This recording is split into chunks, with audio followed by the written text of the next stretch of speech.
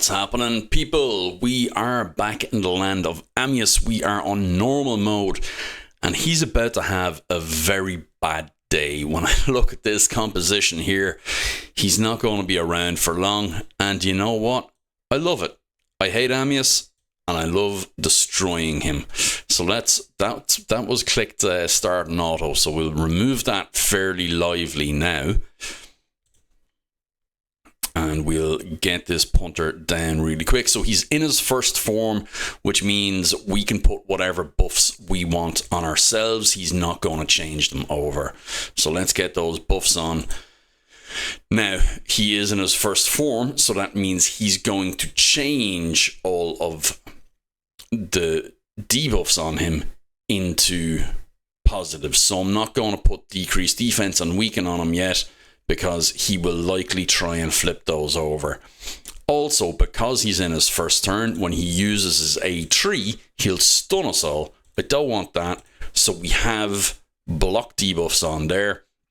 I'm not going to use the cleanse yet, even though we could, but I will use the increase attack.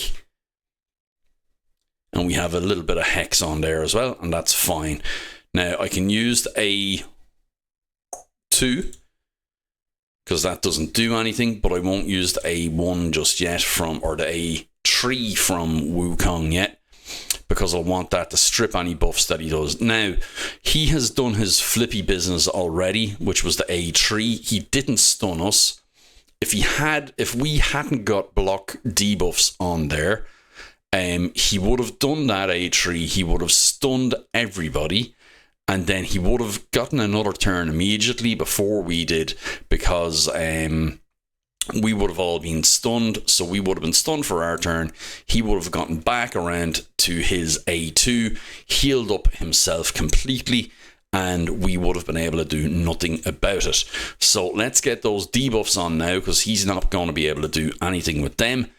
We'll have a little bit of a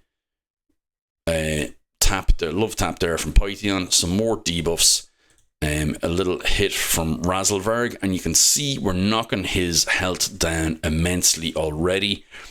We'll go in with a 3, not that it's going to do anything much here. If we had heal reduction here, it would be huge for us, so he is going to get a heal on,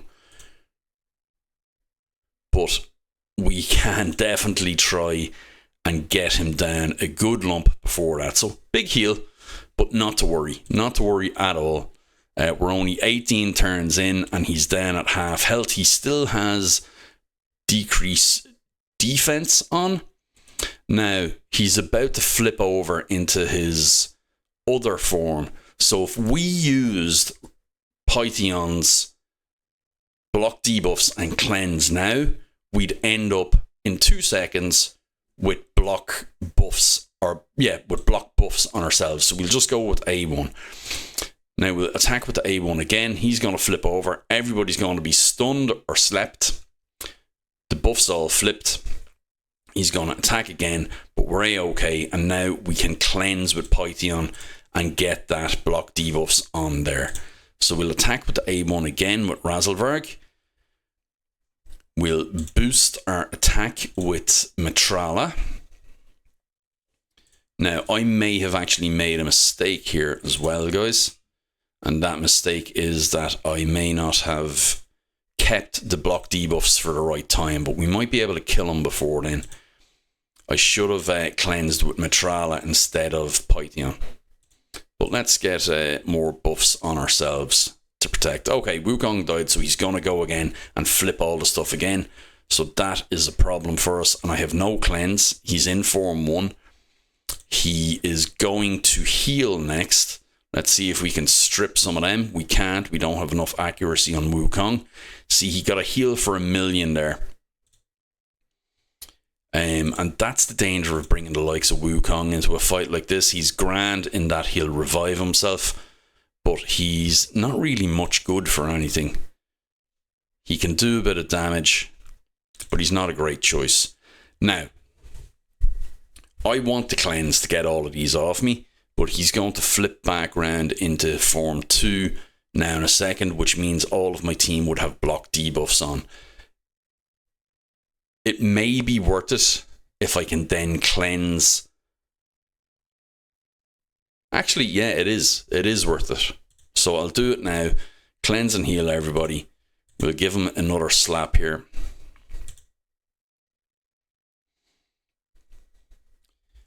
He's switching over, so all of these are now block buffs. And asleep, he's going to attack us again. And we're good. And he still has these on because my timing was off. So we don't have our cleanse back either. So this increased attack isn't going to help us out at all. And we're not going to get increased speed, but I still want to do the bigger hit. Now, we will do this because he has another go to go. And he attacked there because somebody's passive kicked in. So, not their passive, sorry, their masteries, which meant that he got to attack again. So him being so weak there is a bit of a problem for us. When I say him, I mean Wukong.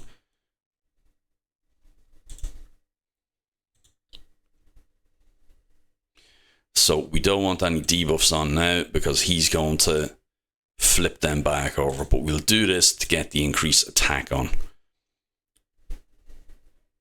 We don't want any more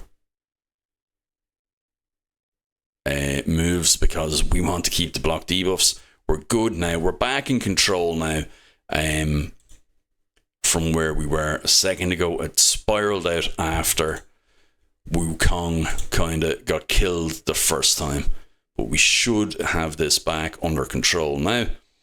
It's just taking a little bit longer than it should have. We're only 6 minutes into the fight anyway, so we'll get him down post haste. Now that's a good time to land the block debuffs, or not the block debuffs, the decreased defense and weaken, because we should be able to get a decent lump of damage on him now in the next few minutes. We won't do his cleanse and block debuffs just yet, but you can see we have him nearly down and we may be able to kill him. Do we want to kill? We want to kill him in this form. So the problem now is he's going to have another go in that much time. I don't know if I can do that much damage in that amount of time. And if we kill him in the other form, he's going to revive again. So I may back off. Actually, let's go for it. Let's do it.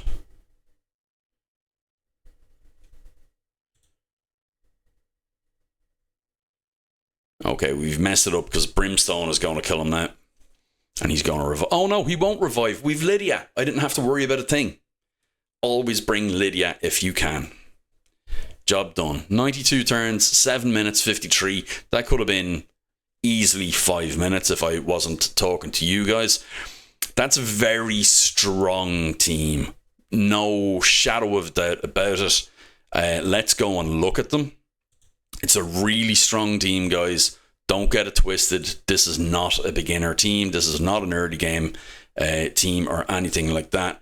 Razelvarg is one of the strongest champions on my account.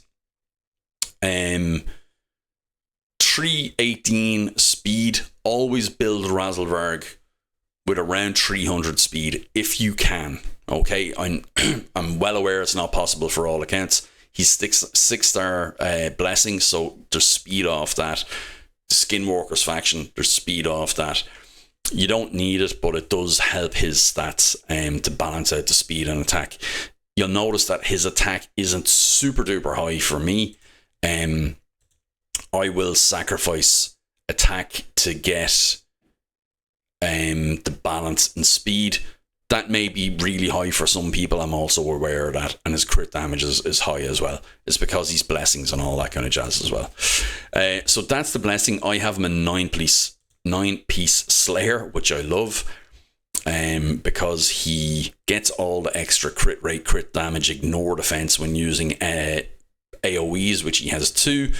and also a 30% chance to deal additional AoE damage based on damage dealt by AoE skills. So he has a 1 in 3 chance every time he does an AoE that it will repeat the damage from that. He's super. Down to Helm Smasher, all of them masteries. They crit rate, crit damage, attacking with full HP. And the reason I have attacking with full HP specifically with him is because he brings leech and he heals himself back up a lot. But I go down to Helm Smasher because I just like that. I like to try and get as close to true damage as I can. Then we're going down with the accuracy stuff.